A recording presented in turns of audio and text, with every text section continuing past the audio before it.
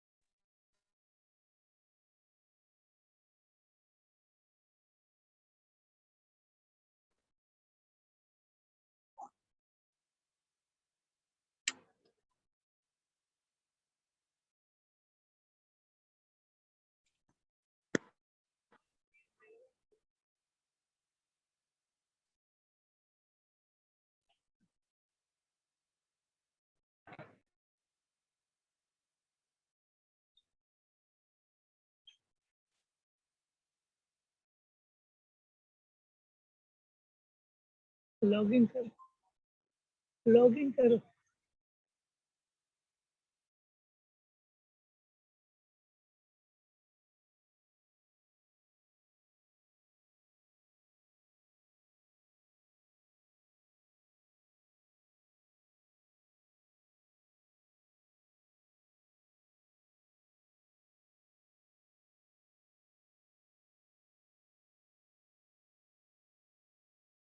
तो इससे आया तो मेरे को थोड़ा बताएंगे।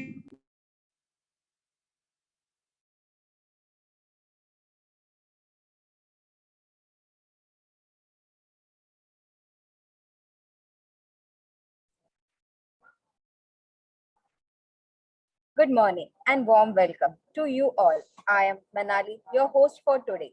Our topic for today is ISO 27001 Information Security Management Certification by Mr. Surendra Patwardhan. He shall be covering the history of ISMS standard, what is ISO 27001, which are the other standards, who can go for ISO 27001, which functions are involved, key definitions, controls in ISMS, risk assessment in ISMS, followed by question and answer round.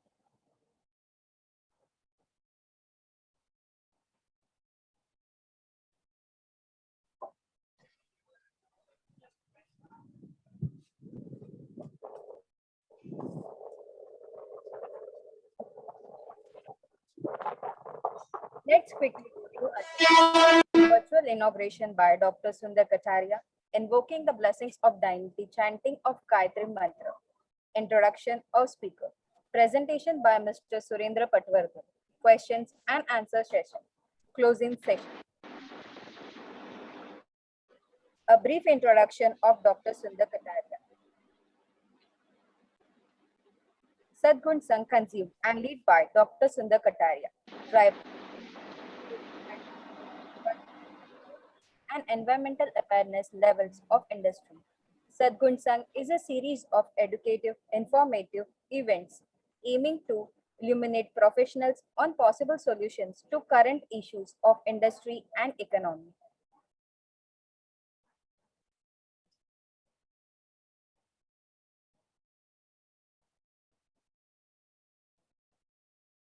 A brief introduction of Dr. Sundar Kataria. He is the manager, chairman and managing director of International Certification Services Private Limited. He has mechanical engineering AMIE, honorable doctorate business management. He has experience in nuclear. He has started his career in building India's first nuclear power plant at Rawalbhata, Kota, Rajasthan.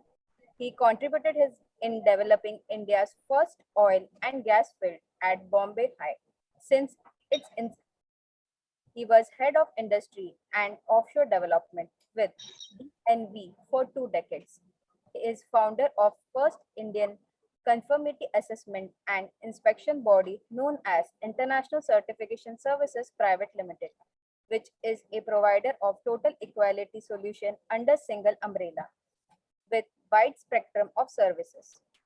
His achievement is Lifetime Achievement Award of NACE Corpon, received several national and international awards. I now request Dr. Kataria to virtually inaugurate the session.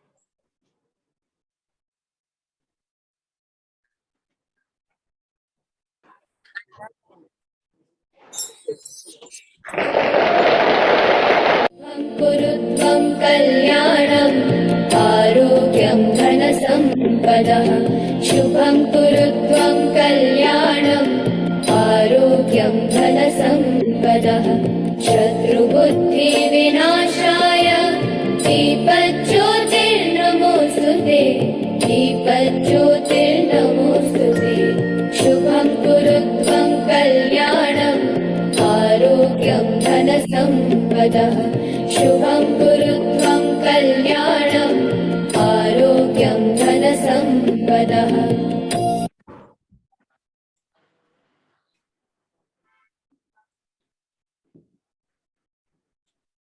Please join us for the recitation of Gayatri Mantra.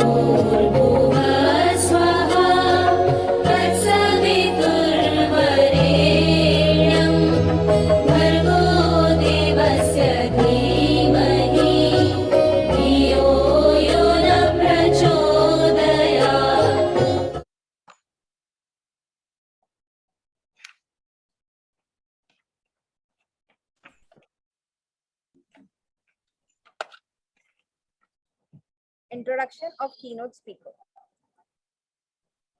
A brief introduction of our keynote speaker, Mr. Sundar Patwardhan.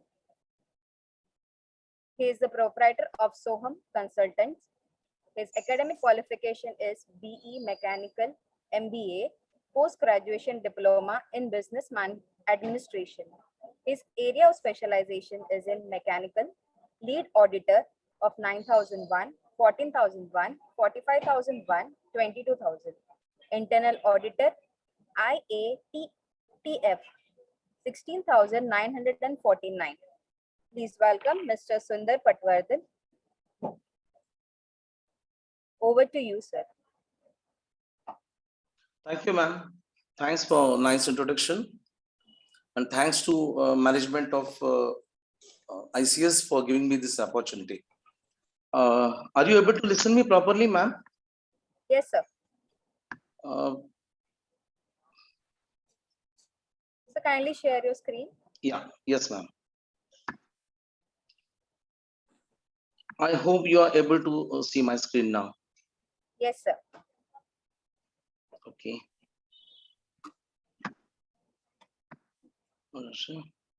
Screen screen share. Kindly do the full screen. Yeah, try.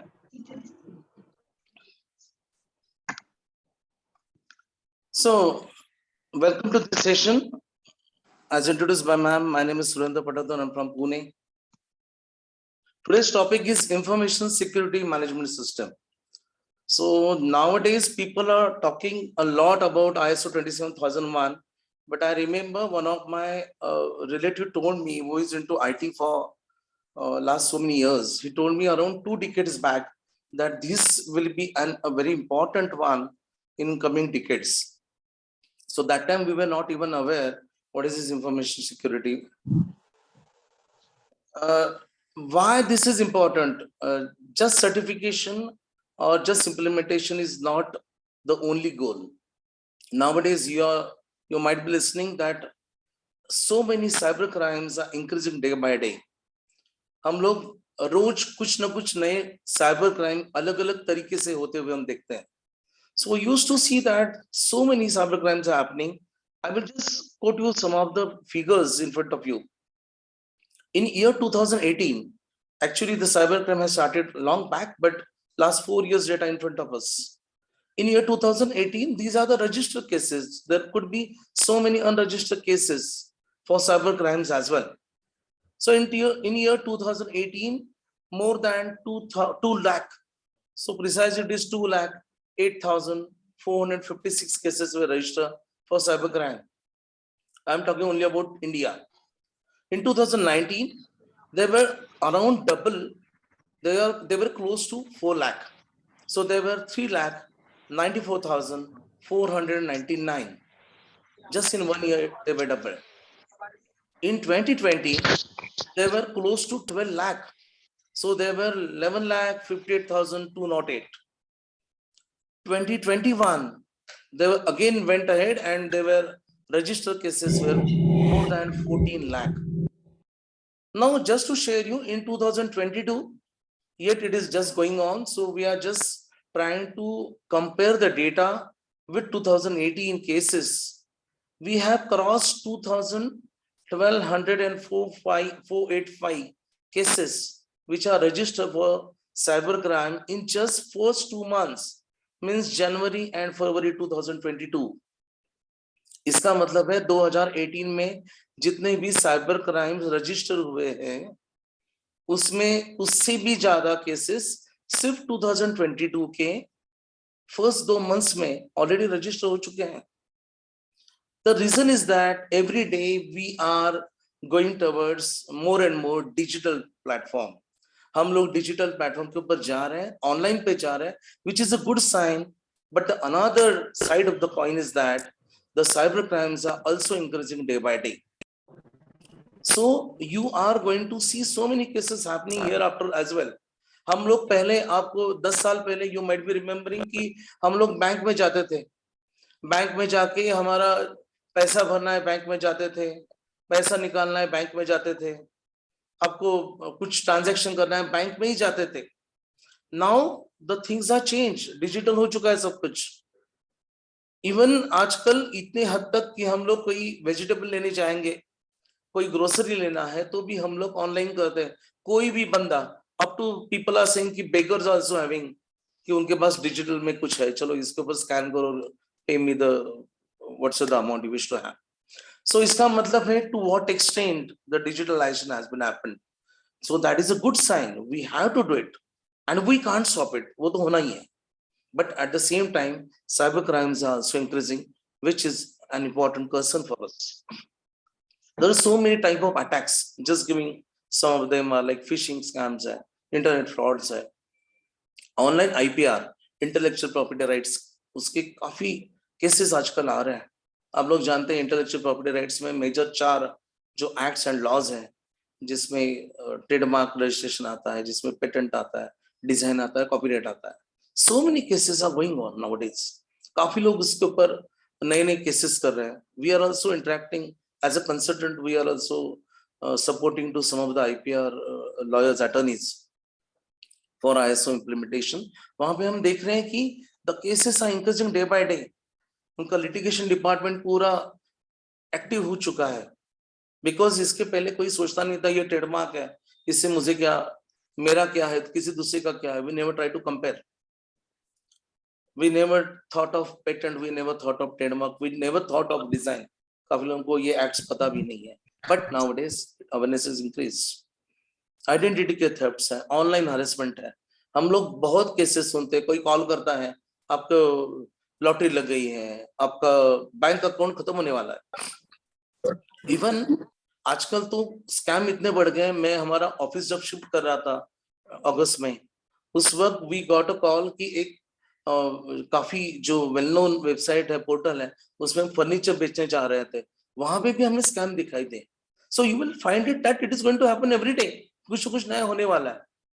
So that's why this becomes very important. Now to how to act on this, हम लोग digitisation को कम नहीं कर सकते हैं. हम लोग कहाँ पे भी आजकल हम काफी यहाँ पे आईएसओ कंसल्टेंट्स, ऑडिटर्स, ट्रेनर्स और काफी लोग हैं. हम लोग जानते हैं कि management is keen on reducing paper work. They are going for digitization जाने के लिए, but naturally you have to put everything on soft. उस वक्त जब हम करेंगे, जो करना ही पड़ेगा, तो उस वक्त हमें we have to be careful that our information is secured. ये साइबर क्राइम ये बताता है कि we are not taking care of our information, we are not taking any steps for information security. That's why this becomes very important nowadays, which is ISO IC 27001 2013. So this is the standard. What is this standard? We all are aware ISO is International Organization for Standardization, the same organization which has published so many of the standards. IEC is also International Electrotechnical Commission. 27001 is a unique number. 20,000 ये series है, उसमें से जो requirements है वो 27001 में है. 2013 is the latest year of publication. इसके पहले भी ऑलरेडी 2005 में पब्लिश हुआ था.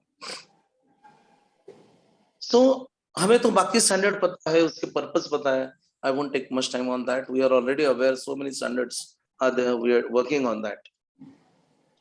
Related to 27001 there are many standard. हम लोग थोड़ा शॉर्ट में हिस्ट्री देखने की कोशिश करेंगे. ISO 27000 is called as Information Security Management System. In short, it is ISMS, Information Security Management System.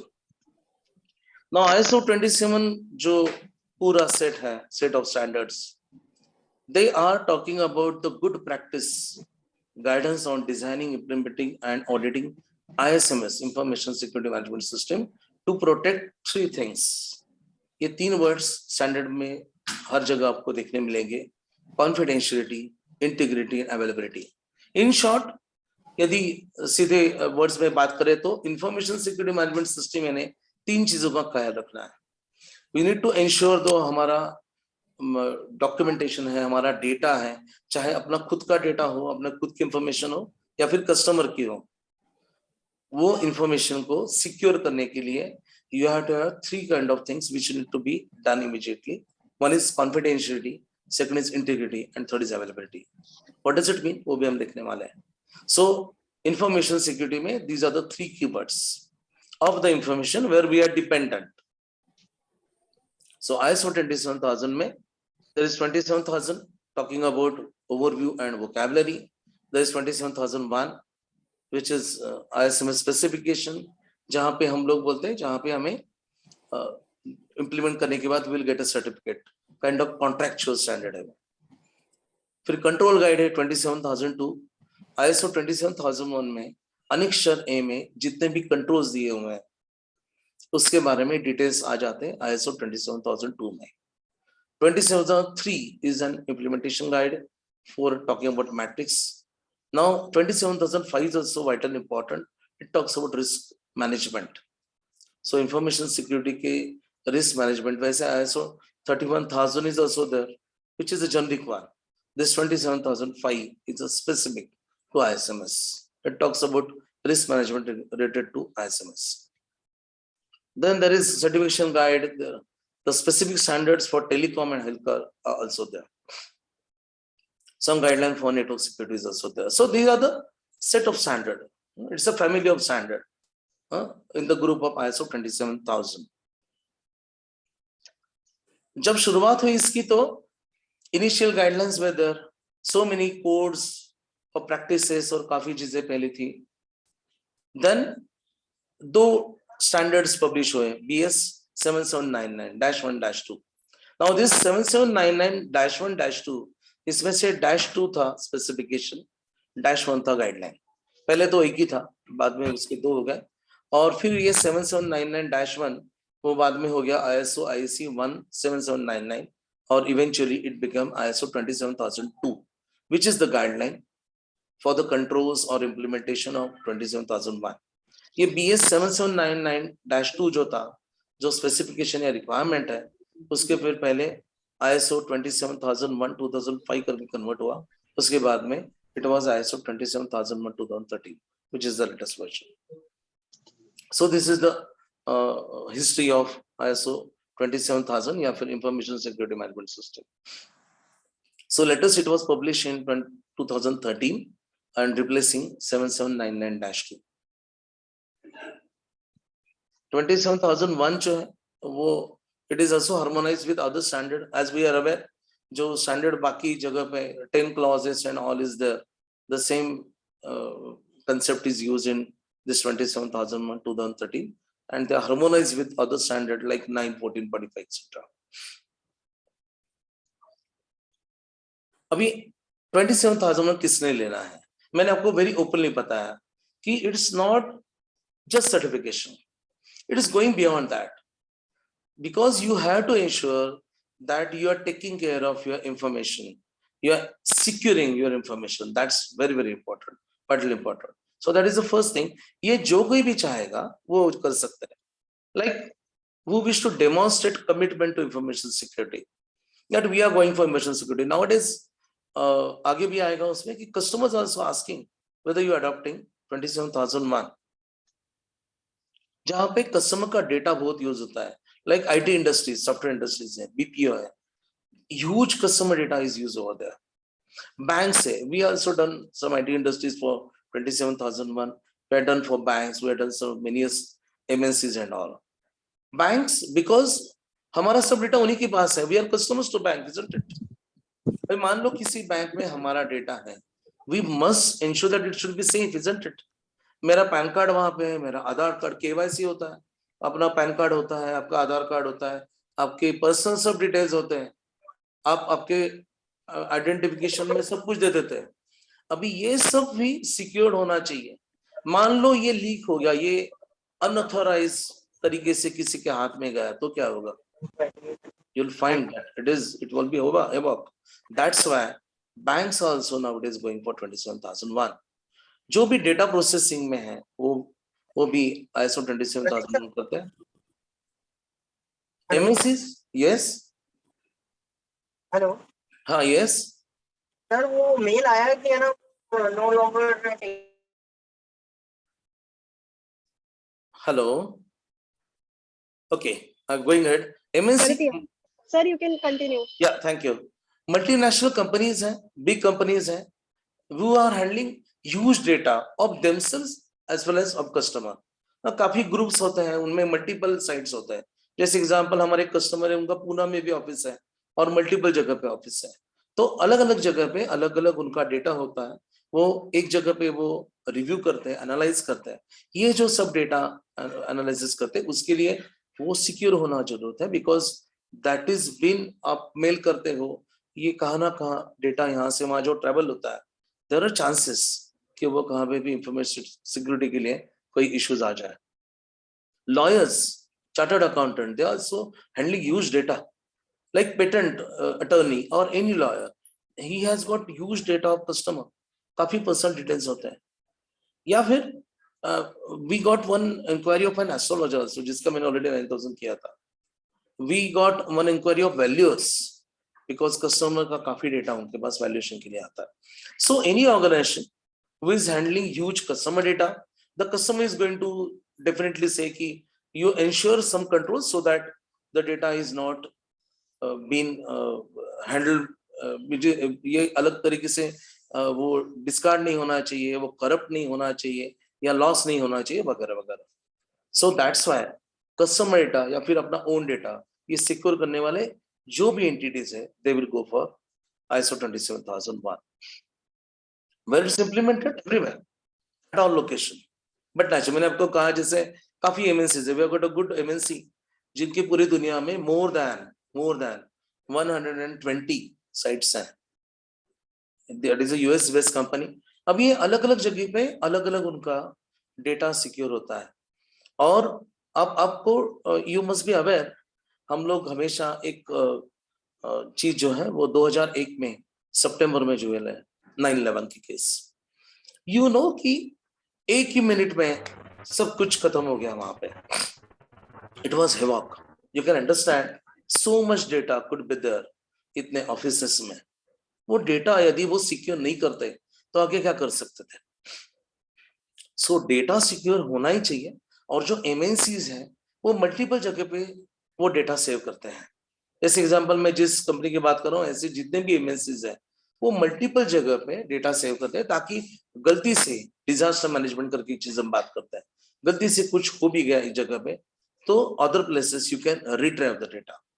So but that's why you need to have some kind of information security management system with you. Why it is implemented? So already we are aware why it is implemented. The pinpointed things already we talked about, like customer satisfaction. Typically customer data आप बहुत handle करते हो, but natural कोई bank वहां पे लिखेगा कि आपका डेटा हमारे यहाँ सिक्योर्ड है, बट नेचुरल हम लोग भी इंटरेस्टेड होंगे कि हम वहीं पे इन्वेस्ट करें. Continue improvement, commitment to information security, that's very important. That can be commitment from their side and that can be demonstrated to your customer as well. Objective as I told you, एक अच्छा system information security का बनाना है, जो establish करना है, implement करना है, operate करना है, मॉनिटर करना है, रिव्यू करना है सही है कि नहीं, और मेंटेन करते रहना है. And again you have to improve. So that's why you need a specific set of requirement that is given by ISO 27001. Business needs काफी जगह होता है, काफी कंपनीज का खुद का एजेंडा होता है कि इंफॉर्मेशन सिक्योरिटी हमारे को इंप्लीमेंट करना है. या गॉट सम एमएनसीज जिनका खुद का एजेंडा था कि इंफॉर्मेशन सिक्योरिटी हमें खुद को इंप्लीमेंट करना है, हमारे डेटा के लिए as well as customer data के लिए, सेफ ऑपरेशन, एसेट्स के लिए, डेटा रिकवरी के लिए. ह्यूमन एरर्स हो सकते हैं, डेलिबरेट एक्ट होते हैं, वगैरह वगैरह. तो अलग अलग जगह से देयर आर पॉसिबिलिटी की थ्रेट्स हो सकते हैं. So for that you have to ensure that this will not happen. So that's why ISMS is implemented to protect from attacks from outside as well. Malicious code, हम लोग जानते हैं कि मार्च में अलग अलग जगह पे एक न्यूज आ जाता है, करी इस दिन अपने लैपटॉप कंप्यूटर सब बंद रखो, नहीं तो XYZ वायरस पूरी दुनिया में आ रहा है, सब चले जा रहा है. सो हम लोग पहले वो ज्यादा होता था, आजकल बहुत कम बार ऐसे होता है, बट इट इज हैपनिंग. हम लोग जानते हैं बड़े बड़े नाम है, गूगल जैसे या बाकी भी, ह्यूज कस्टमर डेटा है, ह्यूज उनका खुद का डेटा है. हम लोग जानते हैं कि कभी कोई बोलता है अरे वहां पे कुछ अटैक हो गया, ये उन्होंने हैक किया वगैरह वगैरह. It's happening very often. तो अलग अलग तरीके से जो अटैक होते हैं वो स्पैम होते हैं या बाकी चीजें जो होती है, उसके लिए हम लोग जानते हैं कि ये डेटा अनऑथोराइज भी दिया जा सकता है. So that's why this is very much important. Legal, ethical, professional issues भी होते हैं, लॉज होते हैं, एक्ट्स है काफी, इंफॉर्मेशन सिक्योरिटी काफी एक्ट्स है. आप जैसे आप आईपीआर की बात करें तो ऐसा हो जाता है, आप किसी का ट्रेडमार्क आप ले लो और आपको पता ही नहीं, आपने सर्च नहीं किया है या ठीक ढंग से सर्च नहीं किया है, या फिर उसके ऊपर आपका अटॉर्नी जो है उसने यदि काम किया है तो प्रॉब्लम नहीं आएगा. लेकिन आपका कोई दूसरा ट्रेडमार्क लेने की कोशिश करेगा तो लीगल आप लिटिगेशन के केसेस आ सकते हैं. हम लोग दूसरे के ऊपर कर सकते हैं, या फिर हम लोगों ने किसी का अननोइंगली यदि ट्रेडमार्क करने की कोशिश की तो हम लोग भी उसमें अटक जा सकता है. सो लॉज है, नेशनल है, इंटरनेशनल है. मैं आपको एक एग्जांपल देता हूँ. मेरा एक दोस्त था, हमारे फील्ड में था, कंसल्टेंसी ट्रेनिंग ऑडिट्स के, एक बड़ा ट्रेनिंग उसको मिला और उसके लिए उससे पीपीटी बनाया, बहुत अट्रैक्टिव पीपीटी बनाना था. तो उसके बॉस ने कह दिया कि आप एक बहुत बढ़िया एकदम क्या बोलते कलरफुल पीपीटी होना चाहिए. जो मेरा बहुत प्लान है, उसमें कुछ भी यहाँ से कोई आता नहीं, वहां से कोई आता नहीं, कुछ जाता होता, बट वो कलरफुल चाहिए था. ही सेड ओके, हम लोग बहुत अच्छा बनाएंगे. तो कहाँ से बहुत उसने एफर्ट करके अलग अलग जहां से डाउनलोड किया, ये किया, वो किया, एंड देन वो अच्छा बढ़िया पीपीटी बना दिया. ये पीपीटी तो इट वाज, उसे डिस्प्ले कर दिया, उसको मेल किया वगैरह वगैरह वगैरह. People were happy, they clapped, बहुत बढ़िया etc. But at the end of the day, he got to notice कि आपने ये 1 2 3 4 5 XYZ ये जो है आपने अनऑथोराइज, आपने परमिशन ना लेते हुए ये वीडियोस या फिर ये एनिमेशन, ये लोगोज आपने इस्तेमाल किए आपके प्रेजेंटेशन में. So these things are also happening. So that's why we have to be very particular. सी हम लोग लॉ में बोलते कि इग्नोरेंस इज नॉट एक्सेप्टेड. मुझे पता नहीं था, ये घर पे चलता है, बिजनेस में नहीं चलेगा. हम लोग ये नहीं बोल सकते अरे मुझे तो पता ही नहीं था कि आईपीआर पे कोई चीज होती है, मुझे पता ही नहीं था कि ये लोगो ऐसा हम अनऑथोराइज डाउनलोड नहीं कर सकते हैं, मुझे पता ही नहीं था हम यूज नहीं कर सकते, वगैरह वगैरह वगैरह. That's why that awareness is very important and that's why we have to ensure that ISMS उसका अवेयरनेस लोगों में होना चाहिए. काफी केसेस आ रहे हैं, आप में से काफी लोगों को पता है कि मैं एस्ट्रोलॉजर भी हूँ, काफी साल से एस्ट्रोलॉजी भी कर रहा हूँ. तो मेरे पास भी कई केसेस आते हैं. एक कुछ केस आया था, मेरी एक पहचान की है, she is a CA chartered accountant, लेकिन उसको भी एक गलती से एक जगह पर उसने यस कर दिया एंड देन शी लॉस्ट 75,000. वो पता तब चला जब उसमें डेबिट हो गया and then she tried a lot, she was CA, bank से उसके कनेक्शंस थे अच्छे, but it came to know कि कहाँ वेस्ट बंगाल के यहाँ पे किसी ने पैसा निकाल के भी लिया है. She can't do anything. ये सीए की बात कर रहा हूँ, जो पैसों के साथ खेलते हैं, जिनके बैंक से अच्छे रिलेशन होते हैं, दे नो एवरीथिंग. मेरा एक आईटी एक्सपर्ट दोस्त है, ही वेंट टू जिम, और जिम में जाते हुए उसको मैसेज आना शुरू हो गया. ही थॉट कि मेरी वाइफ बुला रही है कि अरे ब्रेकफास्ट क्या जल्दी आ जा करके. So he ignored. And then what happened? At the end सब हो गया, सब एक्सरसाइज वगैरह हो गया, and then he saw that he has lost more than 1 lakh rupees. These cases are happening very often nowadays. और बहुत बिलीव इन मी, बहुत कम जगह पे आपको पैसा वापस मिलता है. You go to any police, पहले तो एक एफआईआर करना पड़ेगा. एफआईआर करने के जाओगे तो पहले पुलिस पूछेगा, you need to first prove कि ये आपने नहीं किया, पैसा आपने नहीं लिया है, you have to first prove it. वो पहले पूछेगा, अरे आपने किसी को पासवर्ड दिया क्या, किसको हाँ बोला था, कि डाउनलोड करते कहाँ पे यस आपने क्लिक किया था क्या. So that questions will be asked, you have to answer that first. FIR करना है, फिर बाद में साइबर क्राइम अगर it's a big process and the success rate is very low. Prevention is the best way to avoid it, nothing else. So that's why loss of money, unauthorized withdrawals, आपके mobiles पे message आना, hacking बहुत common है. Believe in मी, बड़े बड़े MNCs को भी threat शुरू हो चुके हैं. It's very common and to avoid this you need to have a strong system. How it's implemented, हम क्या बनाने से शुरुआत करते हैं. सर्टिफिकेशन की बात करें तो फिर टीम बनाते हैं, वहां पर भी टीम लीडर आएगा, जैसे हमारा होता है वैसे. डेटा गैदर करते हैं, प्रोसेस डिफाइन करता है, इंफॉर्मेशन फ्लो वगैरह सब होता है. कुछ चार्ट्स विड्स बनते हैं, जैसे नेटवर्क डायग्राम वगैरह वगैरह. रिस्क असेसमेंट बहुत इंपॉर्टेंट है, वो भी हो जाता है. उसका मॉनिटरिंग, ट्रेनिंग्स ना, डॉक्यूमेंटेशन है, उसमें कोई 2-3 चीजें इंपॉर्टेंट है, वो भी यहाँ बताना चाहूंगा कि अपार्ट फ्रॉम मैनुअल काफी आईटी पॉलिसीज होते हैं, more than 20-25 policies are required. तो ये आईटी पॉलिसीज हमें पहले बनानी पड़ेंगी, तो इंप्लीमेंट करने पड़ेंगे. It should be matching to the standard. Statement of applicability, जिसे एसओए कहा जाता है, वो भी बनाना पड़ेगा. एंड रिस्क मैनेजमेंट रिस्क के बारे में हम जानते हैं, लेकिन यहाँ पे भी वो डिफाइन किया है.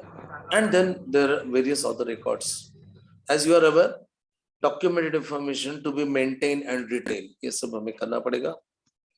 इंटरनल ऑडिट्स होगा, management reviews होगा, then go for certification. So this is how the typical roadmap to get certified. Principles है काफी इसमें, शॉर्ट में से बता रहा हूँ. अवेयरनेस, सी इम्प्लीमेंटेशन के वक्त पहले लोगों को पता होना चाहिए इंफॉर्मेशन सिक्योरिटी क्या होता है. ये ऐसी कुछ चीजें हैं, ये पहले पता होनी चाहिए. अरे क्या होता है, मैं तो क्या, मैंने मेल भेज दिया 10 लोगों को, क्या होता है, या फिर मैंने डाउनलोड किया, उससे क्या होने वाला है, या फिर मैंने लोगो ले लिया किसी कंपनी का, मेरे प्रेजेंटेशन में डाल दिया. इवन हम लोग जानते हैं, हमारा जब सोम कंसल्ट का वेबसाइट बना रहे थे, तो पहले हमने क्या किया, हमारे सभी कस्टमर्स को पहले हमने मेल भेजा कि क्या हम आपका नाम इस्तेमाल कर सकते हैं, can we use your logo. If they say yes, then please send it to us so we can use it our website. तो ये परमिशन लेनी पड़ती है, ये अवेयरनेस होना चाहिए. ये अवेयरनेस नहीं है तो then you may come in trouble. So awareness at all levels. जो भी मोबाइल के ऊपर काम करेगा, जो भी लैपटॉप के ऊपर, डेस्कटॉप के ऊपर काम करेगा, जो ऑनलाइन डिजिटल में काम करेगा, उसको पता होना चाहिए. रिस्पॉन्सिबिलिटी टू डिफाइन, किसी एक बंदे को बोलना चाहिए, कोऑर्डिनेटर होना चाहिए वहां पे, ये सब वो मॉनिटर करेगा. रिस्पॉन्स लोगों से मिलना चाहिए, उसके अलावा टेक्निक आप इस्तेमाल कर सकते हो. रिस्क असेसमेंट, एसओए, ये सब इंपॉर्टेंट चीजें.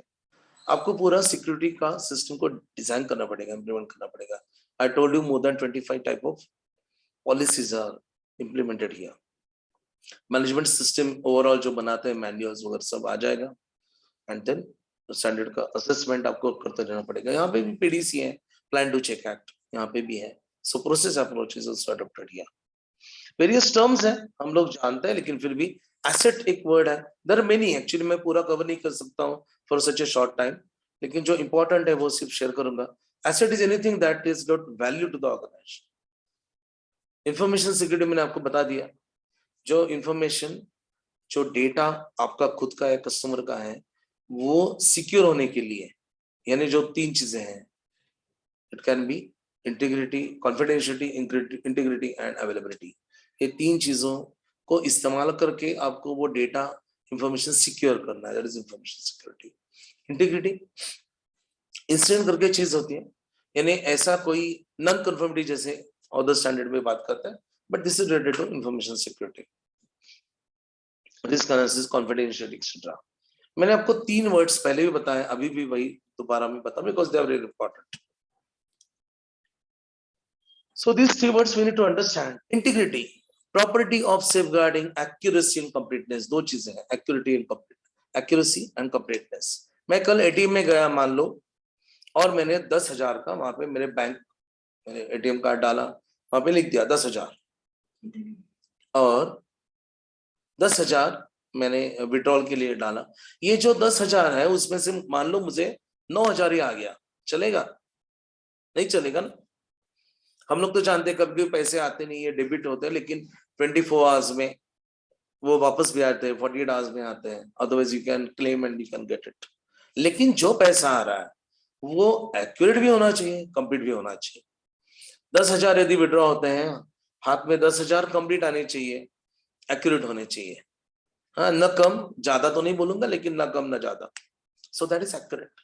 सो स्टैंडर्ड टॉक्स अबाउट जो डेटा आपके पास है, जो इंफॉर्मेशन है, चाहे कस्टमर का हो, आपका खुद का हो, प्रोडक्शन का हो, क्यूसी का हो, आपका एग्जीक्यूशन का हो, परचेस का हो, कस्टमर का हो, आपका मार्केटिंग का हो, काफी टाइप का डेटा आप अपने यहाँ पे इस्तेमाल करो, वो सब डेटा, सब इंफॉर्मेशन ये कंप्लीट होनी चाहिए। मैं आपको एग्जांपल देता हूँ 9/11 का। वो डेटा आपको कंप्लीट और एक्यूरेट यदि मिलेगा तो हम बोल सकते हैं देयर इज इंटीग्रिटी। काफी दफा हम कन्वर्ट करते हैं, I can quote an example. काफी दफा लोग इस यानी मान लो वर्ड का एक्सेल में करते हैं, एक्सेल का वर्ड में करते हैं, या अलग अलग जगह पे करते हैं, तो वहां पे यू विल फाइंड कि वो ठीक ढंग से आता नहीं है। So that is not complete, that is not accurate many time. So this way we can understand कि डेटा शुड बी, जो इंटीग्रिटी की बात करें, that should be complete and accurate, the 2 basic characteristics. Confidentiality, it's a property that the information is not available or disclosed to the unauthorized person or entity or process. ठीक है, example लेते हैं हम लोग, we can quote an example. आपको दिन याद होगा, मैं आपको बताता हूँ। 8 नवंबर 2016 रात को 8 बजे कुछ हुआ था। क्या हुआ था सबको पता है। 8 नवंबर 2016 रात को 8 बजे मोदी जी आए थे और उन्होंने कुछ डिक्लेयर किया था, नोटबंदी। आप में से कितने लोगों को नोटबंदी के बारे में पता नहीं, कोई बड़े लोग यहाँ पे हो तो उनको पता भी होगा, लेकिन what I understand is very few people, very few people which could be very close to him, they might be aware. Otherwise इतने बड़े देश में, 125 करोड़ के देश में, यदि ये स्प्रेड हुआ होता, इतना बड़ा सोशल मीडिया है, ये वो है, एक भी रूमर, एक भी चीज 8 के पहले 1 मिनट पहले भी किसको नहीं पता था this thing is happening.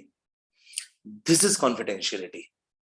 Gossip बिसिप करते हैं तो वहां पे कॉन्फिडेंशियल नहीं रहेगी, लेकिन हमें 8 नवंबर 2016 के 8 बजे तक पता नहीं था, जिसकी तैयारी उन्होंने कम से कम 1 महीना तो की होगी, इतना बड़ा काम कर रहे हैं।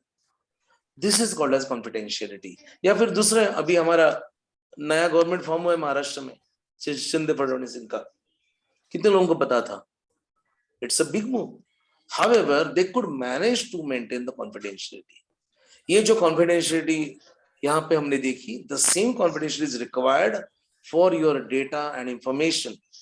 So confidentiality का मतलब है वो जो मैं यहाँ पे लिखा है हमने कि it should not be made available or should not be disclosed to unauthorized person, unauthorized entity, unauthorized process.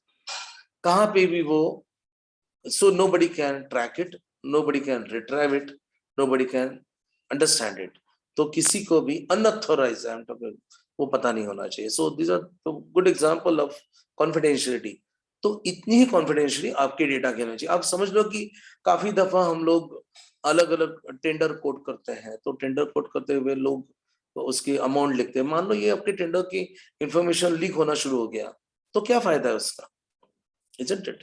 L1 बिल1 भी होता है, काफी अलग अलग स्कीम होते हैं. तो वहां पे this confidential is very important, specially government military के यहाँ पे भी दैट्स वेरी इंपॉर्टेंट. मिलिट्री की भी जो हमने कुछ मिलिट्री के ऑर्गेनाइजेशन का हमने काम किया था उस वक्त, the first thing what they did is, हमें उनका कांटेक्ट इमीडिएट नहीं मिला, पहले पूरी हमारी हिस्ट्री उन्होंने देख ली, कितने साल से क्या कर रहा है, इज इट रेसिडेंट कहाँ का है, वगैरह वगैरह वगैरह. एंड देन लिमिटेड एक्सेस करके उन्होंने हमें काम दिया, but natural. So confidentiality is very important. Availability.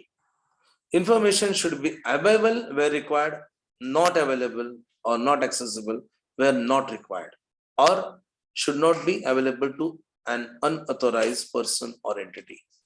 So availability is the third important thing. Available, हम लोग हमेशा देखते हैं ATM.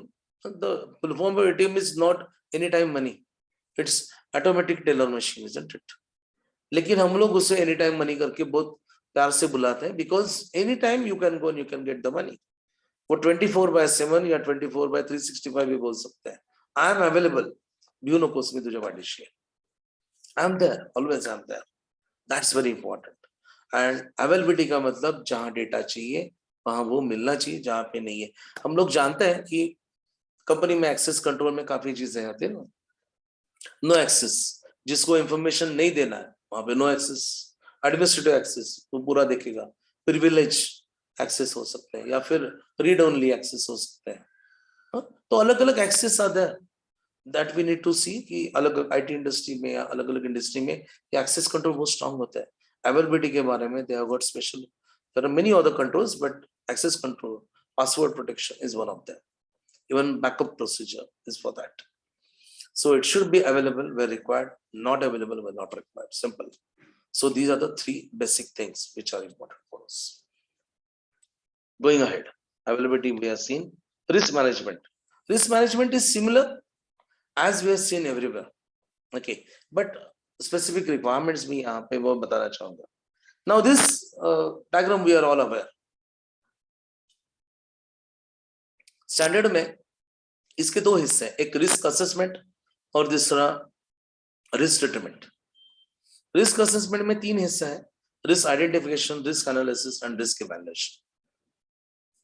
कंटेक्स्ट, नीड एक्सपेक्टेशन या प्रीवियस डेटा कस्टमर के यहाँ से या फिर बाकी कॉम्पिटिटर्स, दुनिया में जो कुछ भी चल रहा है, ये अलग अलग इनपुट्स हैं जिससे हम रिस्क आइडेंटिफाई कर सकते हैं. उस रिस्क को हम एनालाइज करते हैं, उसको इवैल्यूएट करते हैं. अभी इवैल्यूएशन के वक्त हम सिवियरिटी, अकरेंस, बाद में जो तीन चीजें हैं, confidentiality, then integrity and availability, ये सब चीजों को सामने रख के we can do evaluation.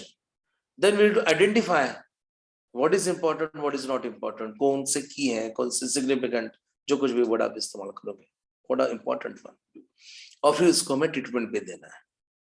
So risk assessment which involves identification, analysis, evaluation and risk treatment, जो again there is 4 type of treatment is there. तो ये सब मिला के हम उससे बोलते हैं रिस्क मैनेजमेंट. अभी ये रिस्क ट्रीटमेंट होने के बाद बट नेचुरल, जो कोई भी एक्सेप्टेड रिस्क है, नॉट एक्सेप्टेड रिस्क है, फिर नॉट एक्सेप्टेड के एक्शन ले लोगे, उसको मॉनिटर करोगे, रिव्यू करोगे, ये कम्युनिकेट करोगे, ये सब चीजें उसमें है. So this is risk management. Identification, analysis, evaluation, treatment, they are the 4 stages of risk management.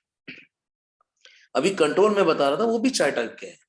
It can be modification, it can be avoidance, it can be retention और शेयरिंग. अभी कुछ रिस्क है, जैसे मान लो मैं बैंक जा रहा हूं, मैं जब भी बैंक जाता हूं तो but natural I will carry something.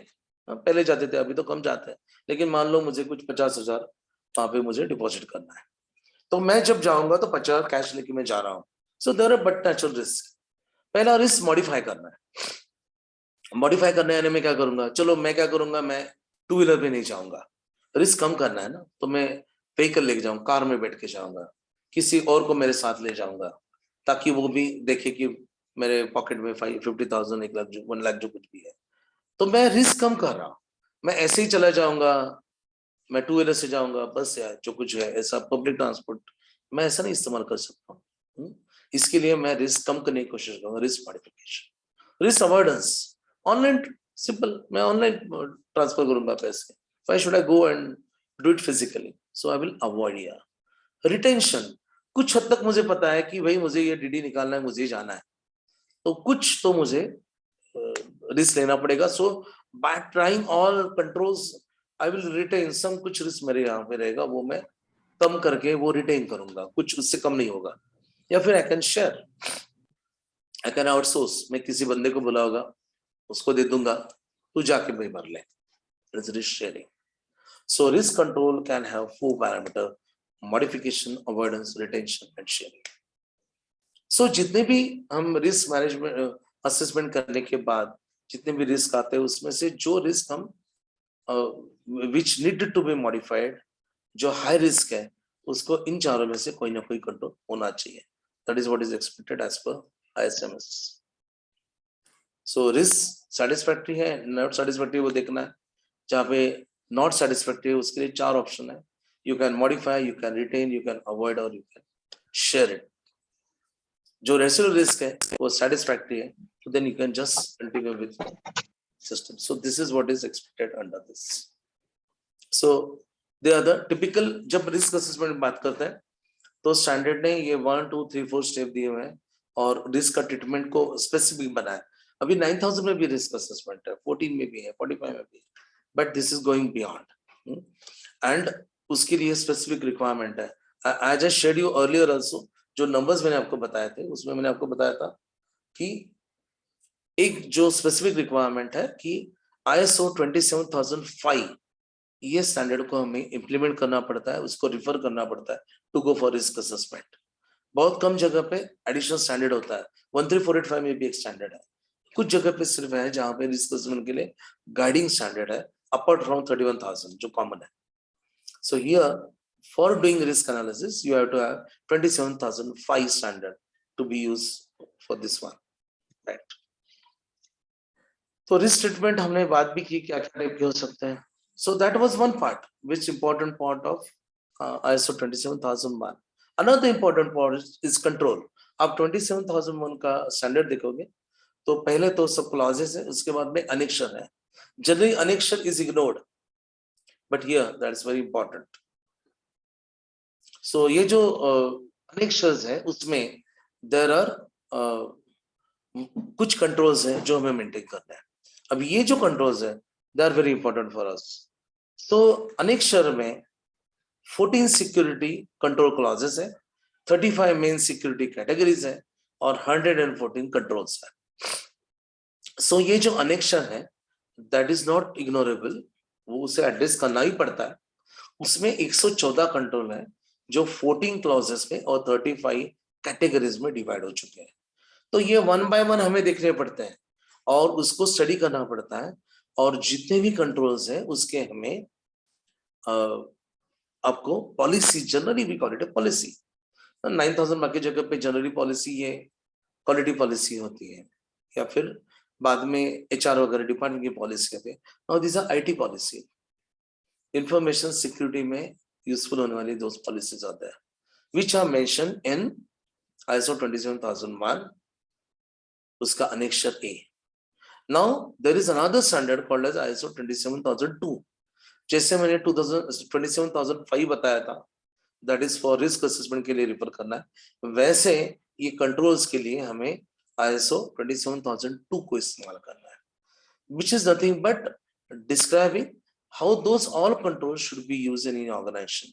तो आप कैसा काम करें इस कंट्रोल्स के ऊपर, इसके लिए एक अलग सा स्टैंडर्ड है. So 114 controls distributed in 35 security categories under 14 security control clauses. That is for ISO 27001. Sorry, पहले एक जगह पे spell mistake. Sorry for that.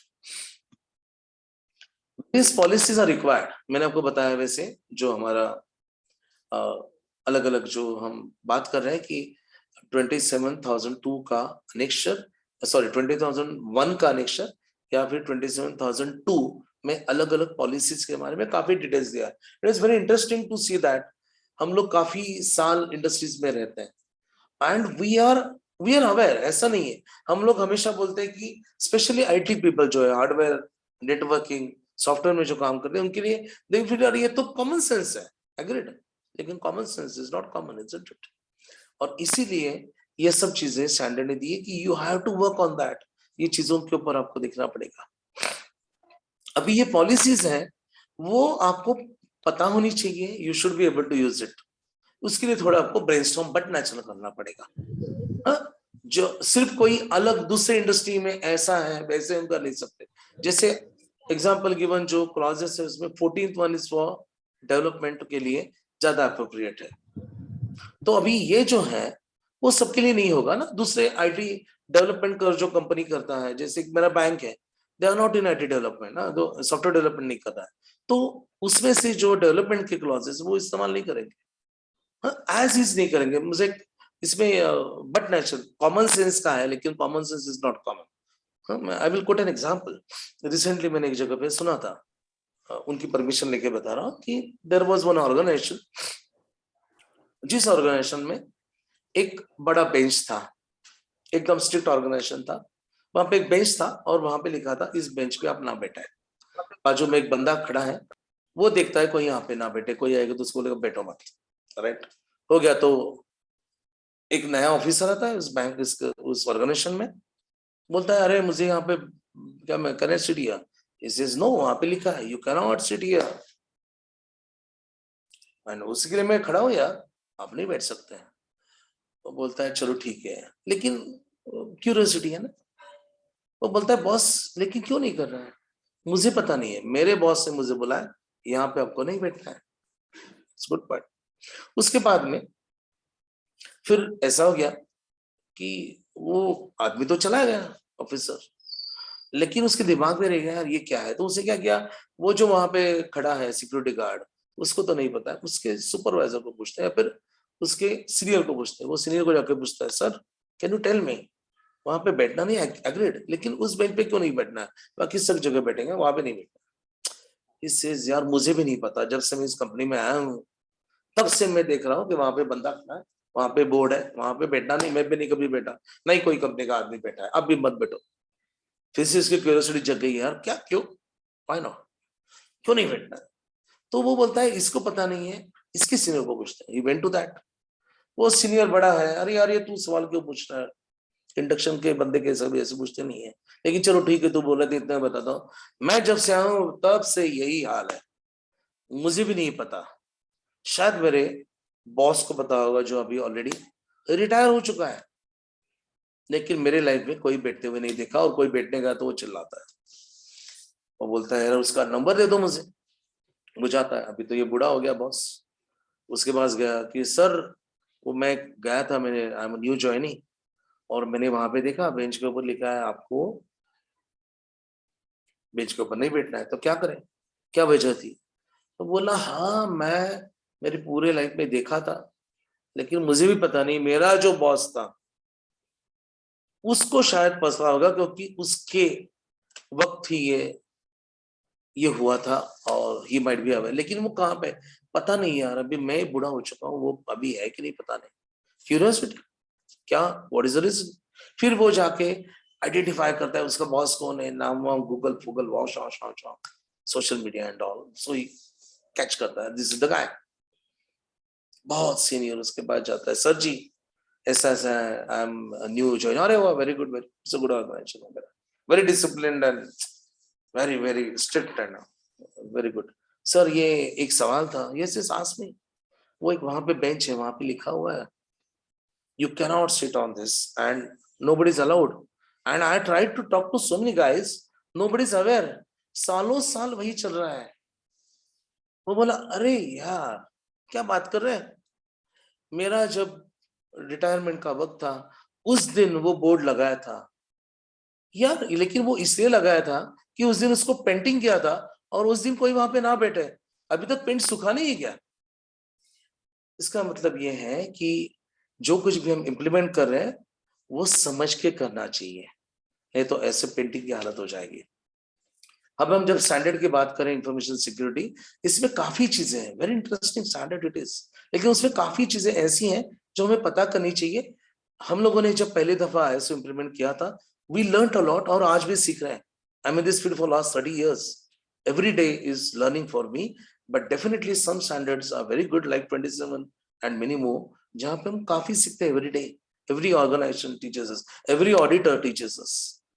So ये काफी अलग अलग पॉलिसीज हैं, समझ के वो करना चाहिए। If you do it by knowingly, painting वाला एटीट्यूड छोड़ के, यदि ये क्यों करना है समझ के, तो that will help you to avoid cyber crimes, that will help you to ensure information security. Access control आपको मैंने बताया कि नो एक्सेस, ये एक्सेस, वो एक्सेस, अलग अलग टाइप के एक्सेस है, तो वो एक्सेस कंट्रोल होना चाहिए। IT guys are very best in this, they must be doing it. Access control is one. Information classification handling, काफी अलग अलग टाइप के इंफॉर्मेशन होते हैं, वो शायद आगे आएगा तो वहां पे भी बात करेंगे कि उसको हैंडल करना पड़ता है। इंफॉर्मेशन इज डिस्क्राइब, एक इंफॉर्मेशन एक ओपन, ये नहीं कि सबके लिए समान नहीं है, उसके भी टाइप है, उसको कैसे हैंडल करें, इसके लिए अलग पॉलिसी होता है। फिजिकल एंड एनवायरमेंटल पॉलिसी, आप फिजिकल पॉलिसी की बात करें, आपको एंटर करना है, कैसे करना है, एक्सेस कंट्रोल कैसे, वहां पे फिजिकल एक्सेस कैसे होना चाहिए, आप क्या एंटर करके आओगे, फिर ये होगा वो होगा, राइट पर्सन। हमारे कई कस्टमर के यहाँ पे एंट्री पे ही पूछा जाता है आपको कौन से फ्लोर पे जाना है, फर्स्ट सेकंड थर्ड फोर्थ, फिर द स्पेसिफिक कार्ड आपको मिलेगा भाई। That is why it's very important. Acceptable use of assets, ये एसेट है, ये लैपटॉप है, कंप्यूटर है, ये है वो है, वो कैसे इस्तेमाल करना है, और इसके लिए भी काफी कंट्रोल्स वहां पे दिए। क्लियर डेस्क क्लियर स्क्रीन, हम लोग ये जानते हैं कि आप लोग जब नहीं है, चलो लंच टाइम हो गया, चलो चलो भागो भागो, किसी ने आज गुलाब जामुन लाया, किसी ने पाव भाजी लाया, किसका बर्थडे, भाग जाते हैं लोग, लेकिन ये डेटा तो सब ओपन है, उसका क्या है, इसके लिए अलग अलग पॉलिसीज है। इंफॉर्मेशन क्लासिफिकेशन है, मोबाइल डिवाइसेस है, टेलीवर्किंग पॉलिसी है, जैसे टेलीवर्किंग में आप हो, मोबाइल डिवाइसेस अलग अलग डिवाइसेस है, उसके बारे में। Restriction of software installation use, मैंने आपको बताया, जिसके लिए लीगल रिक्वायरमेंट है वहां पे आपको सोचना पड़ेगा कौन से सॉफ्टवेयर इंस्टॉल करना है, कौन सा नहीं। This is as far as national international legal issues are concern. लेकिन काफी कंपनीज में बट नेचुरल आपको रिस्ट्रिक्ट किया जाता है, you are working in this department, like you are in development, you are into IT, I mean you are into QA or you are into so and so department, आपको इतना ही restricted use है, इसके आगे आप नहीं जाना है, जा भी नहीं सकते। बैकअप, अलग अलग टाइप के बैकअप होता है, ऑटो बैकअप है, ये है वो है, मल्टीपल बैकअप है, मैंने आपको बताया MNCs में अलग अलग जगह पे एट ए टाइम बैकअप होता है। ऑटोमेटेड बैकअप कंसेप्ट भी काफी पॉपुलर है नाउअडेज, तो बैकअप होना चाहिए। और बैकअप का मतलब आप जितना भी डेटा मेंटेन कर रहे हैं वो ऐसे सिक्योर होना चाहिए, आप रिट्राइव कर सकते हो, और मिनिमम डेज का आपको जो डेटा है वो लॉस हो सकता है। जैसे आप डेली बैकअप करते हो तो ज्यादा से ज्यादा 24 घंटे का आपको इंफॉर्मेशन चला जाएगा मैक्सिमम। आप वीकली करोगे, आप मंथली करोगे, जो कुछ भी है, there are multiple things. Information transfer, आप department to department, customer to organisation, organisation to supplier, हम आउटसोर्स करते हैं, तो अलग अलग तरीके से उसके ऊपर कंट्रोल आना चाहिए। मालवेयर, एंटीवायरस, उसके प्रोटेक्शन, वल्नरेबिलिटीज, क्रिप्टोग्राफिक कंट्रोल यदि आपके पास एप्लीकेबल है तो वो आएगा। कम्युनिकेशन की security within organisation, outside organisation, privacy and protection of personally identified information. काफी जगह पे अलग अलग टाइप की इंफॉर्मेशन होती है। सप्लाई रिलेशन, आउटसोर्स की बात कर रहे हैं, आपको एग्जांपल कोट करूंगा। मेरा एक कस्टमर था जो क्या काम करता था, यू माइट बी अवेयर, अभी वो भी हो गया, पहले आइडिया था। तो आइडिया का आइडिया ये था कि एक कार्ड आता था, मुझे टॉपअप करना है, मुझे अगले मंथ के लिए 20 दिन का मुझे करना है। अभी तो सब ऑनलाइन हो गया, अच्छी बात है। पहले वो कार्ड आते थे येलो टंग पे, फिर अपने कॉइन से उसको स्क्रैच करते, स्क्रैच कार्ड थे। अभी मान लो ये जो स्क्रैच कार्ड है वो प्रिंटिंग करने वाली मेरा एक कस्टमर मुंबई में था। अभी आप देख लो कि उनके जो लोग हैं, जितने भी बंदे हैं, उनको तो पता है what are the numbers and all, how difficult it is. ऐसी बात क्रेडिट कार्ड की है, ऐसी अलग अलग जगह पे आप देखोगे तो वहां पे बहुत इंपॉर्टेंट है कि कोई स्पेसिफिक जो इंफॉर्मेशन है ये काफी इंपॉर्टेंट, काफी सेंसिटिव, काफी क्रिटिकल हो सकती है, तो वहां पे you have to be more careful. मैं आपको बताया था कॉन्फिडेंशियल एंड पब्लिक, कुछ इंफॉर्मेशन है वो कॉन्फिडेंशियल है, पब्लिक बट नेचुरल जो आप वेबसाइट पे डालते हो that is open for all, public के लिए, कंपनी कब फॉर्म हो गई वगैरह वगैरह, हिस्ट्री, अवार्ड्स पे अवार्ड्स सब कुछ ओपन, पब्लिक, कॉन्फिडेंशियल। या फिर another way is value, legal, sensitive and critical. कुछ वैल्यू क्या होता है आपके बिजनेस के रिलेटेड, कोई लीगल जिसके ऊपर लीगल केस हो सकता है, आईपीआर या ऐसी भी चीजें हैं। सेंसिटिव क्रिटिकल मैं आपको पता है मिलिट्री का डेटा या फिर किसी बड़े क्या बोल सकते हैं टॉप सीक्रेट्स के कुछ डेटा होता है, तो वहां पे सेंसिटिविटी क्रिटिकलिटी है। मैंने आपको बताया वैसे कार्ड्स है ना, क्रेडिट कार्ड तो कहाँ ना कहाँ तो बनते हैं, हम लोग बोलते हैं हमारे क्रेडिट कार्ड की इंफॉर्मेशन किसी को मत दो, लेकिन वो बनाने वाला है कोई तो उसकी कंपनी में तो जाता है। तो दैट इज वेरी इंपॉर्टेंट कि आपको ये पता होना चाहिए कि कौन सी इंफॉर्मेशन कितनी इंपॉर्टेंट है, जितनी ज्यादा इंपॉर्टेंट उसके ऊपर ज्यादा कंट्रोल होना चाहिए, जितने सिग्निफिकेंट उसके कंट्रोल्स वहां पे बढ़ना ज्यादा आ जाएंगे। वहां पे काफी नेसेसरी एक्टिविटीज और ये चीजें भी आ जाती है because you have to work on that. मैंने आपको अभी जो कही उसमें क्लासिफिकेशन में आइडिया की में बात कही कि जो इसमें आएगी लीगल में मिलिट्री का डेटा है, कुछ डेटा जो है वो यू हैव टू इंश्योर। अभी इसके लिए हमारे पास रिस्क असेसमेंट को भी उससे रिलेट करना पड़ता है।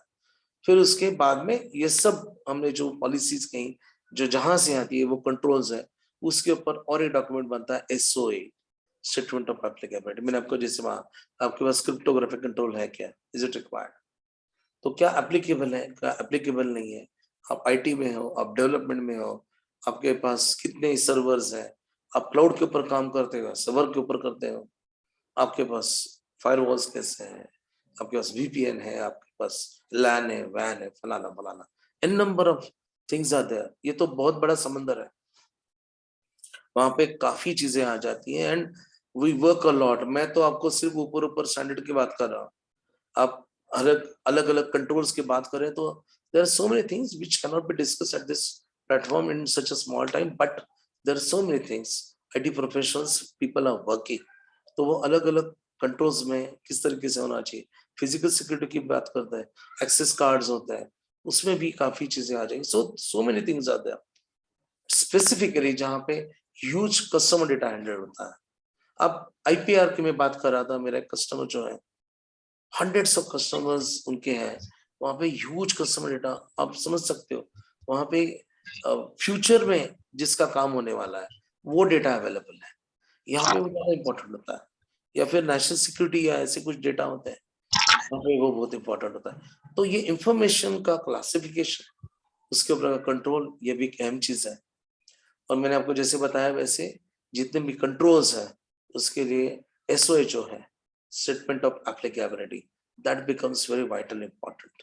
वहां पे हमें काम करना पड़ता है कि उसमें लिखा जाता है कि ये एक्सवाइजेड कंट्रोल, ये उसमें हम क्या करेंगे और उसकी जिम्मेदारी किसके ऊपर है, तो वो कंट्रोल्स भी यहाँ पे इंपॉर्टेंट है। फाइनेंशियल, नॉन फाइनेंशियल या जो कुछ है ये सब यहाँ पे आ जाएगा। Necessary activities and documentation we are aware, जैसे मैनुअल्स है, यहाँ पे भी मैनुअल्स है, प्रोसीजर्स है, IT policy I told you more than 25 type of policies होता है।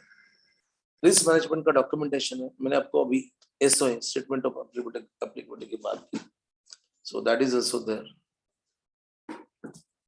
Documented information to be maintain and retain, हम लोग 9014-45 की लैंग्वेज सब लोग जानते हैं। जो डॉक्यूमेंट्स एंड रिकॉर्ड आपको बनाना है, चाहे वो मैनुअल्स है, प्रोसीजर मैनुअल्स है, पॉलिसीज है, आपके लिस्ट है, गाइडलाइंस है, अलग अलग डिपार्टमेंटल पॉलिसी है, ये सब आपको मेंटेन करना पड़ेगा। यहाँ पे पॉलिसी है, यहाँ पे भी ऑब्जेक्टिव्स हैं, यहाँ पे भी इंप्रूवमेंट्स का डेटा है वगैरह, एंड देन रिकॉर्ड्स अकॉर्डिंगली जो कुछ भी अलग अलग जगह पे है वो यहाँ पे इम्प्लीमेंट, वो भी हमें करना पड़ेगा। उसमें पॉलिसी में आपको बताया पॉलिसी बट नेचुरल, ये मैंने आपको अवेयरनेस की बात की ना, वो पॉलिसी बहुत इंपॉर्टेंट है। हम लोग हमेशा एक ऐसा कोट करते हैं विच इज रॉन्ग, लेकिन हम करते हैं, लेकिन एक जगह पे हमने हुआ देखा है। लेकिन ये मैं बात कर रहा हूँ 1998 99 की बात कर रहा हूँ। वहां पे पॉलिसी इतना ज्यादा पॉपुलर नहीं था। एक बंदे को ऑडिटर ने पूछा, भाई डू यू हैव पॉलिसी? सोचा सोचा बोला, हाँ मेरे पास इंश्योरेंस की पॉलिसी है लेकिन बहुत छोटी है। तो ऑफकोर्स बट नेचुरल, आजकल ये ऐसे ज्यादा होगा नहीं, लोगों को पता होती है। लेकिन यहाँ पे अलग अलग पॉलिसीज है। एक पॉलिसी जो है वो ISMS की है, और ये जो अलग अलग अनेक शेयर्स के अगेंस्ट 114 कंट्रोल्स के अगेंस्ट बनाते हैं। More than 25 policies I am sharing, बता रहा हूँ। तो वो अलग अलग पॉलिसीज ये भी लोगों को पता होनी चाहिए। ऑब्जेक्टिव्स हर डिपार्टमेंट का बट नेचर टारगेट होगा, मुझे ये करना है, कस्टमर कंप्लेंट नहीं होनी चाहिए। इंफॉर्मेशन सिक्योरिटी के related every objective should be there. Procedures होनी चाहिए, रिस्क असेसमेंट की मेथड्स होनी चाहिए, रिपोर्ट्स होनी चाहिए। ट्रीटमेंट हम लोग तो लिख देंगे, लेकिन ट्रीटमेंट की प्लान होनी चाहिए। उसके बाद दोबारा हम रिस्क असेसमेंट करेंगे। इसमें काफी चीजें हैं, तो वो सब आ जाएंगे बट नेचुरल। डॉक्यूमेंटेड प्रोसीजर्स है, रिकॉर्ड्स है, एसओ है। So they are the points which are to be we should be aware. So as far as this standard is concerned, मैंने आपको बता दिया। वैसे ISO 27001 which is Information Security Management System, quite popular one. Day by day it is increasing. मैंने आपको बता दिया। वैसे cyber crimes are increasing every day, और ये बढ़ने वाले हैं। We can't stop it, we can't control it unless otherwise we have got a strong system. चाहे कोई भी कंपनी हो, उसके लिए उनका डेटा ये इंपॉर्टेंट है। चाहे वो वहां पे एक छोटा सा कोई 10 लोगों का कंपनी हो, या फिर 10,000 20,000 50,000 इतना बड़ा कंपनी हो, डेटा तो होता है, वो उनके लिए सेंसिटिव है। वो डेटा कैसा मेंटेन करें, ये सबसे इंपॉर्टेंट है। इंफॉर्मेशन सिक्योरिटी ये ऐसी चीज है, जैसे हम बोलते हैं कि बंद दरवाजे के अंदर जो है, आपको झगड़ना है, कुछ प्रॉब्लम करना है, तो वो सब चीजें घर के अंदर होनी चाहिए, बाहर नहीं जानी चाहिए। हाँ, घरातला आवाज बाहेर जाऊ देऊ नका। So this is one way of confidentiality. The same thing we are talking about information security in any organization. जहाँ पे भी हम implement करेंगे, तो ये तीन चीजें जो हम 10 बार बोल रहे हैं कि confidentiality of your data and information, then integrity वो complete होना चाहिए, accurate होना चाहिए, and then it should be available where required, not available where not required. तो ये सबसे इंपॉर्टेंट है। हम लोग सादा मोबाइल में देखते हैं ना, सिंपली काफी दफा हम देखते हैं कि कोई गलत पोस्ट किसी दिन आ जाता है, शेयर तो नहीं करना पड़ता है। हो सकता है मैंने किसी को पेमेंट कर दिया, लेकिन पेमेंट का रिसिप्ट गलत कोई ग्रुप में आ जाता है, हम समझ आते हैं कि चलो ठीक है ये बात है। लेकिन जो कुछ डेटा है जो हमारे लिए इंपॉर्टेंट है, वो तो आपको ठीक ढंग से रखना पड़ेगा। So that is why for any industry which is having huge data, who are having their own data of a customer ka data, definitely they have to have some controls of information security, and the best method for adopting this is ISMS, Information Security Management System, which is as per ISO 27001:2013, which we sorted. So this is all from my side. So the forum is open. Ma'am, I have completed my one. Jana ma'am. Thank you, sir. Thank you, Hello. sir, for such an informative talk. Please put your questions in the chat box, or you can unmute yourself and ask directly.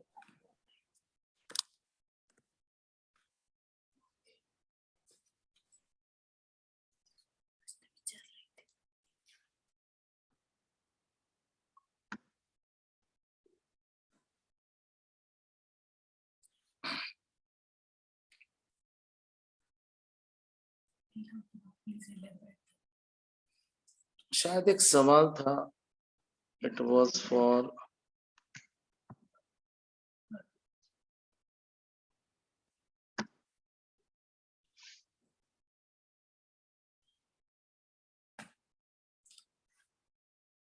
Madam, कुछ सवाल, how to Please identify. elaborate information security for infrastructure companies.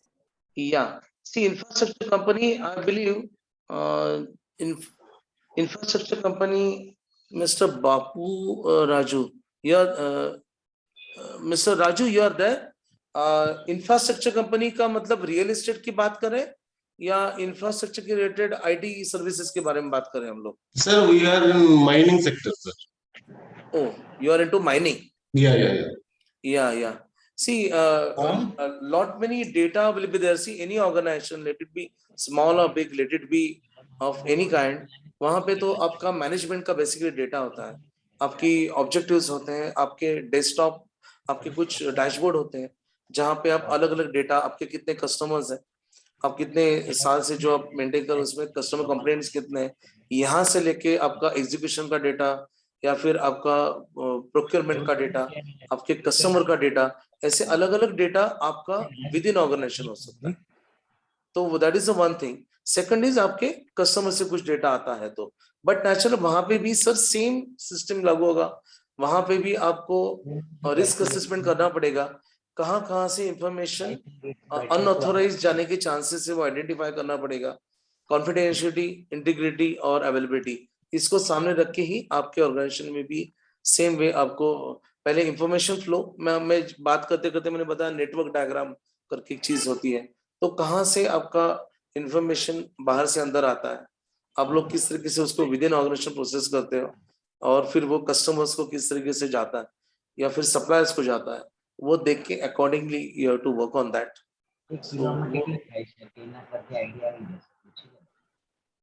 Hello sir, ISMS में कुछ documented procedures, यानी जिसे हम documented information to be maintain and documented information to be retain, ऐसे दो word हम इस्तेमाल करते हैं। तो कुछ डॉक्यूमेंट्स रिकॉर्ड होते हैं, मैंने आपको एग्जांपल के तौर पे पॉलिसी है, ऑब्जेक्टिव्स हैं, आपके 25+ या फिर 20+ पॉलिसीज होंगे, SOA होगा, रिस्क असेसमेंट होगा, they are the thing which are to be there. So once we जब भी हम, मैंने बताया कि whenever we start any organization for working on ISMS, once we first start with the gap analysis। तो gap analysis हमारा typical होता है, आपके पास कंप्यूटर्स कितने हैं, आपके पास लैपटॉप कौन से हैं, आप कौन से कस्टमर का डेटा आप कैसे करते हैं, आपके पास कौन से लैन है, वैन है, वो कहाँ पे कनेक्टेड है, कस्टमर के डेटा का आपको एक्सेस है या नहीं है, यहाँ से लग के काफी चीजें हैं। आप मोबाइल के ऊपर काम करते हो क्या, आपका सॉफ्टवेयर है क्या, आप क्लाउड पे काम करते हो क्या आपके पास सर्वर है, ये सब चीजें पहले गैप एनालिसिस होगा, उसके बेसिस पे ये सब सिस्टम देखा जाएगा।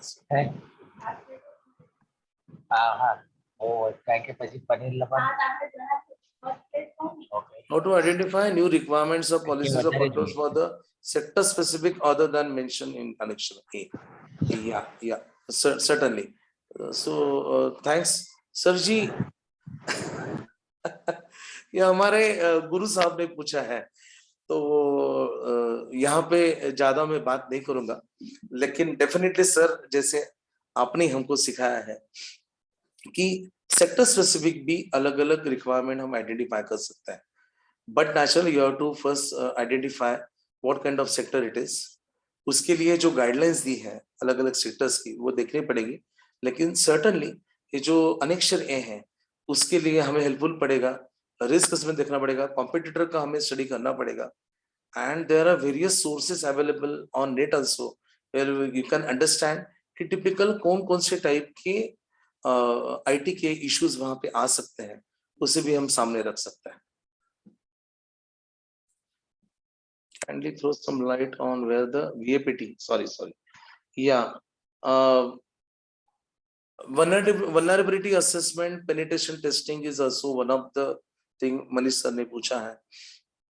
जहां पे भी VAPT is a common thing, the idea is that कहाँ chances हैं कि something may go wrong, तो उसके लिए VAPT किया जाता है, वहां पे नेटवर्क ऑडिट भी किए जाते हैं। इसका मेन इंटेंशन यही है कि एक VAPT जो किया जाता है, तो उसमें हम लोग वन टाइम करके देख सकते हैं कि कहाँ इश्यूज है, वो क्रिटिकल, मेजर, माइनर, ऐसे करके आपको रिपोर्ट आएगा। द इम्पोर्टेंट इज कस्टमर का डेटा आप कितना हैंडल करते हो, that is the first thing what we need to understand. यदि आपको directly, if you are an IT company and you have got directly interacted with your customers portals, या फिर उसका डेटा है, उसको यदि आपको एक्सेस है, ऑफिशियल एक्सेस है, तो बट नेचुरल वहां पे VAPT होगा ही। आपके सप्लायर्स हैं, आपके मल्टीपल ब्रांचेस हैं, यहाँ सब जगह पे VAPT but natural will B, क्योंकि वहां पे चांसेस है वल्नरेबिलिटी के होने के चांसेस ज्यादा है। एंड पेनिट्रेशन टेस्टिंग करने के बाद या फिर वीएपीटी करने के बाद we will identify critical, major, minor, ये सब जो भी रिस्क है आइडेंटिफाई करके उसके ऊपर एक्शन लेना पड़ेगा एंड दोबारा उसको हमें रिस्क असेसमेंट करना पड़ेगा। This is one. Second is काफी जगह पे हमारे कस्टमर्स ने एजेंसीज आइडेंटिफाई किए जो हर हफ्ते उनके लिए वीएपीटी एनालिसिस करते हैं, वो आइडेंटिफाई करके प्लान करके and they will give the typical क्या क्या इश्यूज आते हैं, वो सब टिकट जनरेट होते हैं एंड अकॉर्डिंगली पीपल वर्क। सो जहाँ पे मल्टीपल कस्टमर का डेटा आप हैंडल करते हो, मल्टीपल ब्रांचेस हैं जहाँ पे कस्टमर डेटा को एक्सेस है, जहाँ पे कस्टमर का डेटा आप सप्लायर को दे सकते हो, वहां तो VAPT but natural will be required. Of course, that will do. Again, we have to go through their processes, and then we will understand कि वो किस तरीके से हो जाए। The best technique to secure data ऐसा specific तो नहीं बोलूंगा सर मैं, लेकिन ये जरूर बोलूंगा कि ये 114 कंट्रोल्स है ना, यही 114 टेक्निक्स है which need to be done, और उसमें से जो applicable है वो करना पड़ेगा। मैंने आपको बताया वैसे more than 20-25 policies are there, so we need to adopt this all which should be used, लेकिन best technique मैं एक तो नहीं बोलूंगा, लेकिन rooms are again going for three magical words। so जहाँ पे भी integrity, जहाँ पे भी confidentiality, और जहाँ पे भी हम लोग बोलते हैं कि availability, ये तीन चीजों को data secure हो सकता है। these all technique will be the best technique for securing।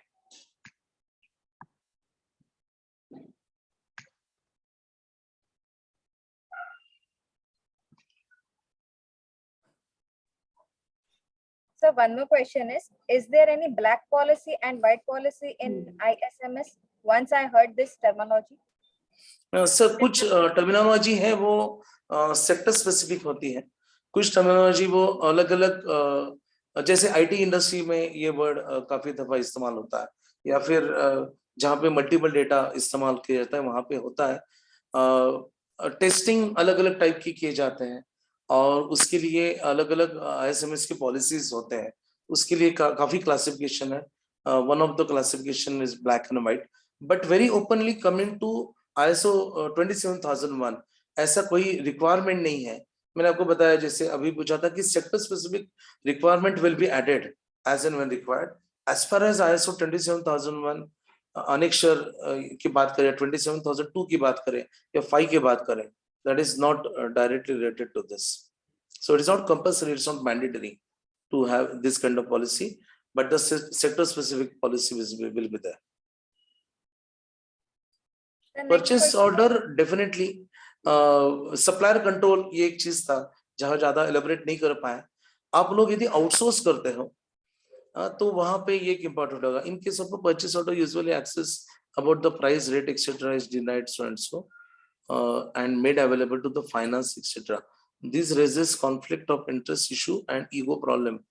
okay, sir, यदि if I am right to understand this, it means that यदि कोई इन केस ऑफ परचेस ऑर्डर ये प्राइस और ये कमर्शियल चीजें हैं, बट नेचुरल आप देखोगे तो हर कंपनी की पॉलिसीज डिफाइन होता है, और when you do contractual requirement ना, तो उस वक्त आप ये पहले क्लियर करवा सकते हैं। जैसे एग्जांपल, मैं कस्टमर के साथ, सप्लायर के साथ मैं यदि कोई काम करता हूं तो but natural I will have NDAs, non disclosure agreement हो सकते हैं या फिर बाकी एग्रीमेंट्स हो सकते हैं। उस NDA में या फिर अलग अलग एग्रीमेंट्स में I will write over there कि फॉर कमर्शियल थिंग उसको एक्सेस आपको नहीं होगा, स्पेशल केस में यदि आपको होगा तो उसके लिए मैनेजमेंट से परमिशन में लगेगा। Similar kind of things are adopted by people कि जहां पे आपको लगता है कि वो इंफॉर्मेशन शेयर करना ही पड़ेगा, that is related to their scope of activity. Like example bank है तो वहां पे शायद कुछ चीजें आपको करनी पड़ेगी, तो वहां पे प्रिविलेज कंट्रोल्स हो सकते हैं, वहां पे आपको प्रिविलेज एक्सेस दे सकते हैं।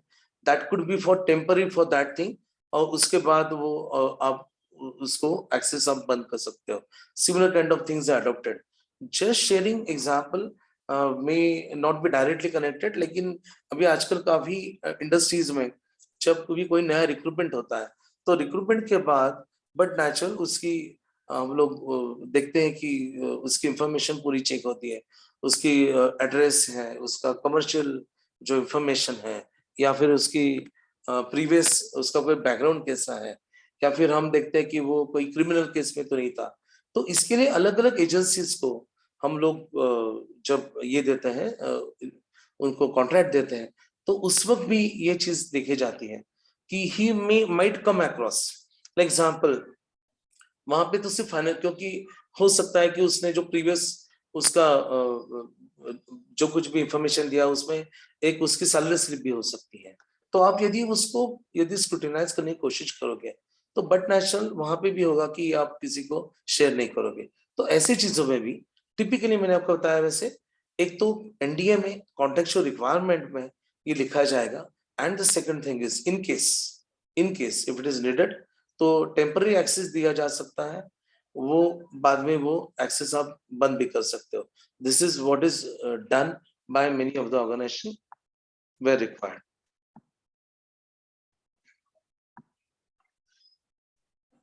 So one more question is there. How Yeah. is the effectiveness of ISMS decided? ISMS but national standard has talking about there are various tools which are given, but typically हम management meetings है, objective का trekking है, हम लोग जितने भी objectives आप identify करते हैं वो ऑब्जेक्टिव्स बट नेचुरल उसको मॉनिटर करते हैं, उसके लिए एक्शन प्लान डिसाइड होता है।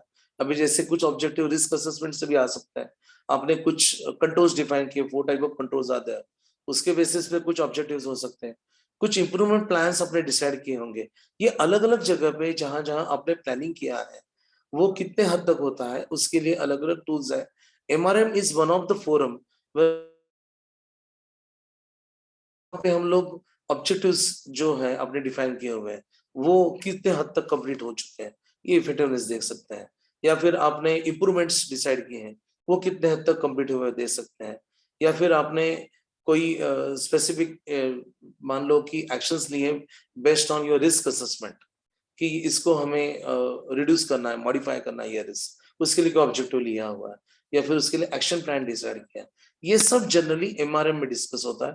Generally it is done. So one method is management robotic. The another method could be typically जब internal audits होता है वहां पे भी ये चेक होता है, और जब external audit होते हैं आईसीएस या ऐसे सर्टिफिकेशन बॉडी के बड़े लोग जब आते हैं, राजू सर आते हैं, मनीष सर आते हैं, या बाकी हमारे अलग बाकी जो बड़े बड़े लोग आते हैं वो भी इफेक्टिवनेस के बारे में definitely they are going to throw light on that. So the one of the very important thing when we think of effectiveness, if you implement standard and if you are going for certification many times we always see कि ऐसे कई tools and techniques हैं लोग one time इस्तेमाल करते हैं बाद में वो छोड़ देते हैं, तो दे डोंट गेट इफेक्ट। काफी अलग अलग ड्राइव्स होते हैं, लेकिन जब आप उसको सर्टिफिकेशन करोगे तो सर्टिफिकेशन के बाद बट नेचुरल मैंडेटरी आपका इंटरनल ऑडिट होगा, मैंडेटरी मैनेजमेंट मीटिंग होगी, मैंडेटरी आपका ऑब्जेक्टिव्स और उसका मॉनिटरिंग होगा, ये इंटरनली होगा as well as external auditor ICS के जैसे सीनियर लोग हैं वो आ जाएंगे and they will ensure that your ISMS is effective. So getting certification is also from ICS typically is also one way to ensure that it is effective.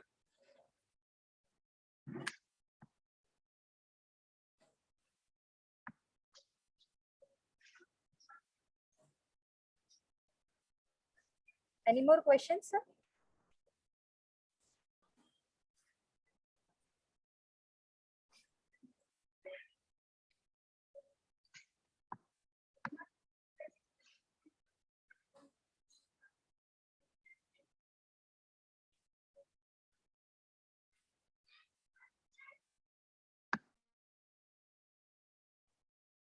Thank you, sir.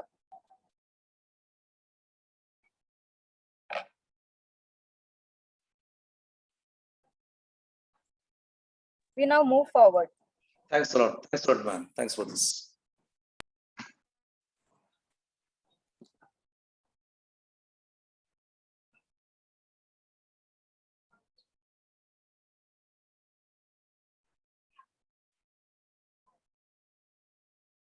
Our next session is on food testing leading to decision making.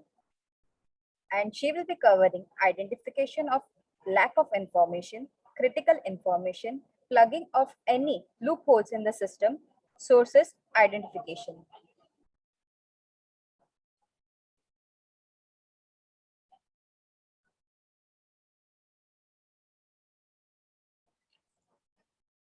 ICS is pleased to provide you all its research and developments, integrated management systems, QMS, EMS, and OHSAS, excellence in educational management, ISO made easy in Gujarati, ISO made easy in Marathi, Telugu, and Hindi. For reading any of the above books, please contact Ms. Sushma Kindlekar.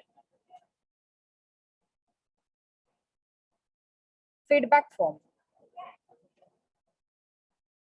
Please register on www.sadgunsang.org.